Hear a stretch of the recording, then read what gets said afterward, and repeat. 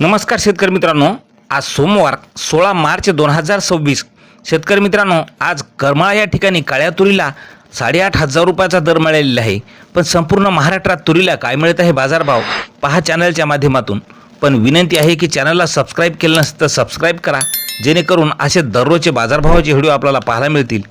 पहिली बाजार समिती करमाळा, काळ्या तुरीला आवक आलेली आहे 13 क्विंटलची। कमीत कमी दर मिळाला 8,000 रुपये, सर्वसाधारण दर 8,500 रुपये, तर जास्तीचा दर सुद्धा 8,500 रुपयाचा मिळालेला आहे। यानंतरची बाजार समिती सोलापूर, तुरीला आवक आलेली आहे लाल तुरीला 20 क्विंटलची। कमीत कमी दर मिळाला 6,405 रुपये, सर्वसाधारण दर 6,700 रुपये, तर जास्तीचा दर मिळाला 7,450 रुपये। यानंतरची बाजार समिती जालना, लाल तुरीला आवक आलेली आहे 652 क्विंटलची। कमीत कमी दर मिळाला 6,200 रुपये, सर्वसाधारण दर मिळाला 7,700 रुपये, तर जास्तीचा दर 7,950 रुपये मिळालेला आहे। यानंतरची बाजार समिती आहे अकोला, तुरीला आवक आलेली आहे 1,854 क्विंटलची।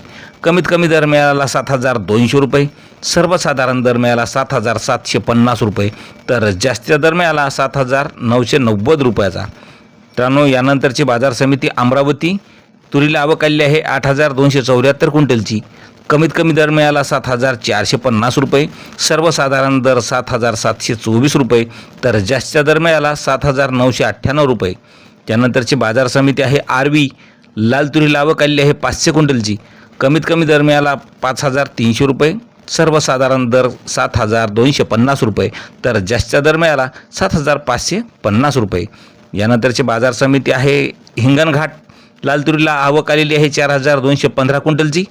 कमीत कमी दर मिळाला 6,500 रुपये, सर्वसाधारण दर 8,380 रुपये, तर जास्तीचा दर मिळाला 8,735 रुपये। यानंतरची बाजार समिती वाशिम, लाल तुरीला आवक आलेली आहे 1,500 क्विंटलची। कमीत कमी दर मिळाला 7,320 रुपये, सर्वसाधारण दर 7,700 रुपये, तर जास्तीचा दर मिळाला 7,900 रुपये।